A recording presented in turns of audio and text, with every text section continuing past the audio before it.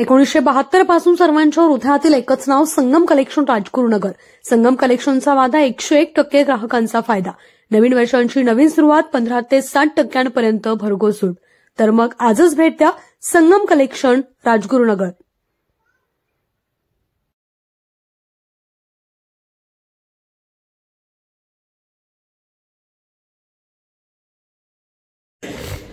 आणि देवेंद्रजी यांनी ऐकलं काय न ऐकलं काय काय उपयोग आहे यांचा आता याहून वाईट ते होणार नाही. त्यामुळे बोललं पाहिजे नव्या पिढीशी, बोललं पाहिजे नव्या पिढीसाठी. आणि म्हणून मला असं वाटतं की एवढ्या मोठ्या संख्येनं सगळी मंडळी पुढे जमलेली आहे, एवढ्या मोठ्या संख्येनं मुलं मुली तरुणाई मला दिसते आहे, तर मला फार छान वाटतं. खरं म्हणजे मला याचा फार आनंद आहे. म्हणजे साहेबराव बुट्टे पाटील यांच्या स्मृत्यर्थ या व्याख्यानमालेचं आयोजन तुम्ही दरवर्षी करताना गेली 22 वर्ष ही व्याख्यानमाला चालते आहे. मला कमाल वाटते, मी राजकारण संन्यास घेणारा त्या काळातला हा माणूस. मी आज पटणारी नाही. आज राजकारणासाठी लोक सुरतला जातात, गुवाहाटीला जातात, गुलाबी जॅकेट वगैरे घालतात. अशा कालखंडामध्ये या उत्तुंग माणसानं राजकारणातून संन्यास घेतला. आणि कारण काय?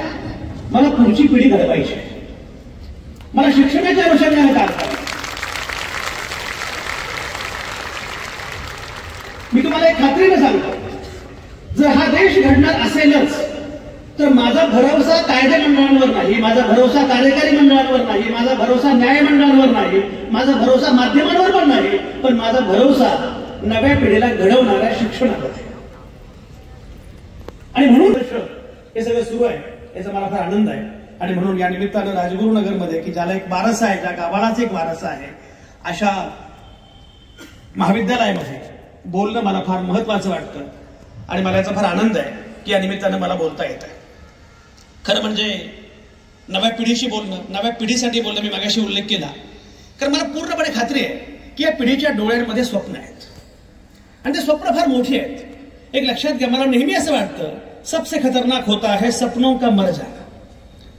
स्वप्न मेलं की सगळंच मरतं.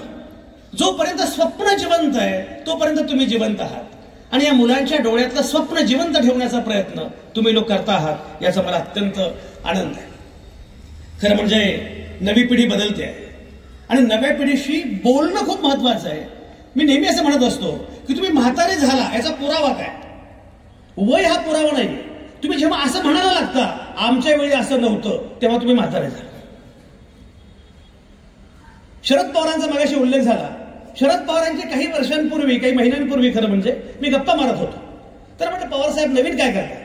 म्हटले काही नाही, ते सेल्फी काढायला शिकतोय. म्हटलं म्हणून तुम्ही तरुण आहात. तरुण असण्याचं सगळ्यात महत्वाचं रहस्य काय असेल, पुरावा काय असेल, तर ते म्हणजे तुम्हाला तरुणांच्या भाषेत बोलता आलं पाहिजे, तुम्हाला तरुणांची भाषा कळाली पाहिजे, तुम्हाला नवी पिढी कळाली पाहिजे. मगाशी उल्लेख झाला माझ्या पुस्तकाचा, संजय शिंदेंनी पुस्तकाचा उल्लेख केला माझ्या, बराक ओबामा बदलत्या जगाचा सक्सेस पासवर्ड. संजयजी 2008 मध्ये बराक ओबामा बदलत्या जगाचा सक्सेस पासवर्ड हे माझं पुस्तक आलं. 2008 मध्ये अमेरिकेची अध्यक्ष निवडणूक झाली आणि बराक हुसेन ओबामा नावाचा माणूस अमेरिकेचा अध्यक्ष झाला. त्याच अमेरिकेमध्ये आता डोनाल्ड ट्रम्प नावाचे गृहस्थ अध्यक्ष झालेले आहेत. 2016 मध्ये जेव्हा डोनाल्ड ट्रम्प अमेरिकेचे अध्यक्ष झाले, तो अमेरिकेतल्या मित्राला मी फोन केला आणि म्हटलं, अरे ज्या देशाचे अध्यक्ष बराक ओबामा होते तिथे 2016 मध्ये ही चूक तुम्ही कशी काय केली? तो म्हटलं, आम्ही 2016 मध्ये ही चूक केली, तुम्ही 2 वर्षांपूर्वीच केलेली आहे.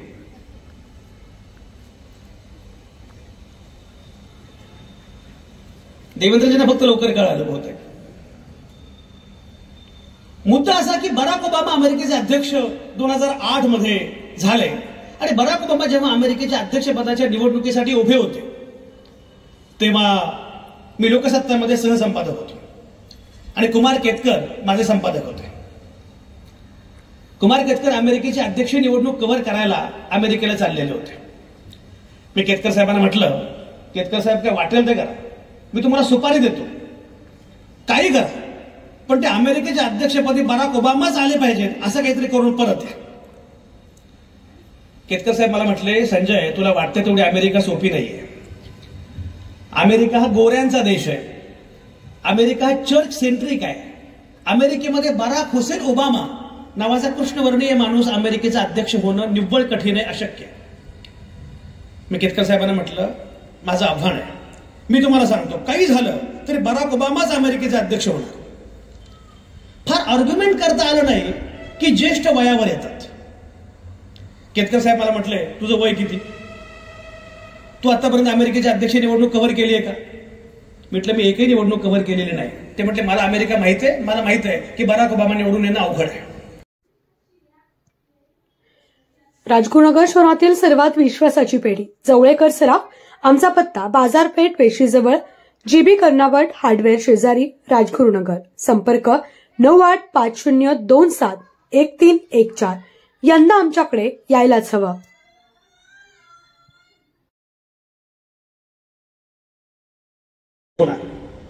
निकाल लागला, बराक ओबामा अमेरिकेचे अध्यक्ष झाले. बराक ओबामा अमेरिकेचे अध्यक्ष झाल्यानंतर पुण्यामध्ये एक परिसंवाद होता. बराक ओबामा अमेरिकेचे अध्यक्ष झाले, आता पुढे काय? राजमालाजी, पुणेकरांना ही फार चिंता असते.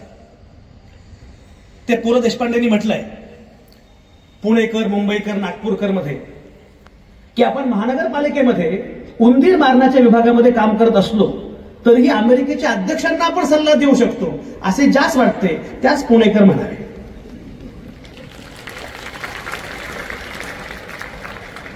तर पुण्यामध्ये परिसंवाद होता, बराक ओबामा अमेरिकेचे अध्यक्ष झाले, आता पुढे काय? त्या परिसंवादामध्ये मी पण एक वक्ता होतो आणि सुरुवातीला माझं भाषण झालं. बराक ओबामा अमेरिकेचे अध्यक्ष झाल्यामुळे मी खरंच फार खुश होतो, प्रचंड आनंदी होतो की बराक ओबामा अमेरिकेचे अध्यक्ष झाले. त्यामुळे मी जोरदार भाषण केलं. म्हणजे गोष्ट 16 वर्षांपूर्वीच, तेव्हा मी आणखी तरुण होतो, मी आजही तरुणच आहे. जोरदार माझं भाषण झालं की बराक ओबामा म्हणजे काय, बराक ओबामा अध्यक्ष होणं म्हणजे काय, व्हाईट हाऊस मध्ये एक ब्लॅक जाणं म्हणजे काय. बराक हुसेन ओबामा अमेरिकेच्या अध्यक्षाचं नाव कसं पाहिजे? जॉर्ज बुश, बिल क्लिंटन, कसे का असेनात पण Donald Trump, Joe Biden, Barack Hussein Obama. मला ही क्रांती वाटली, मला हा बदल वाटला. माझं भाषण झालं. माझं भाषण झाल्यानंतर त्या परिसंवादातले एक पॉलिटिकल सायन्सचे प्राध्यापक, आमचे कैलास सोनवणे कुठे बसलेत, पॉलिटिकल सायन्सचे प्राध्यापक उभे राहिले.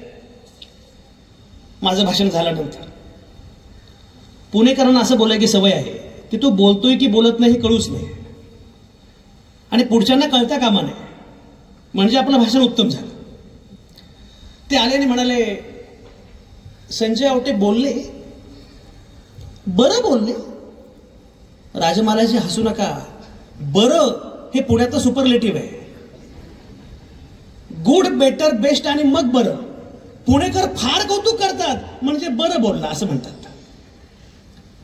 संजय आवटे बोलले, बरं बोलले, पण बराक ओबामा अमेरिकेचे अध्यक्ष झाल्यामुळे जग बदलेल असं काही मला वाटत नाही. आता मला प्रतिवाद करणं भाग होतं. मी असं म्हटलं, अमुक अमुक प्राध्यापक बोलले, फार उत्तम बोलले. बराक ओबामा अमेरिकेचे अध्यक्ष झाल्यामुळे जग बदलेल असा माझा दावाच नाहीये. माझा दावा असा आहे, जग बदलल्यामुळे बराक ओबामा अमेरिकेचे अध्यक्ष झालेले आहेत. हे जे बदलणारं जग आहे, हे बदलणारं जग आपल्याला कळायला पाहिजे. ही नवी पिढी जो विचार करते ते आपल्याला कळायला पाहिजे. बराक ओबामा अमेरिकेचे अध्यक्ष होणं हे बदललं. 5 पिढ्यांहून अधिक आणि 100 वर्षांपेक्षा जास्त अधिकची परंपरा असलेली राजगुरुनगरमधील सर्वात जुनी पिढी. विश्वास हीच परंपरा. वाबगावकर लक्ष्मी ज्वेलर्स. आमचा पत्ता वेशी शेजारी, बाजारपेठ, राजगुरुनगर. संपर्क 9850919999. एकदा भेट देऊन तर पहा.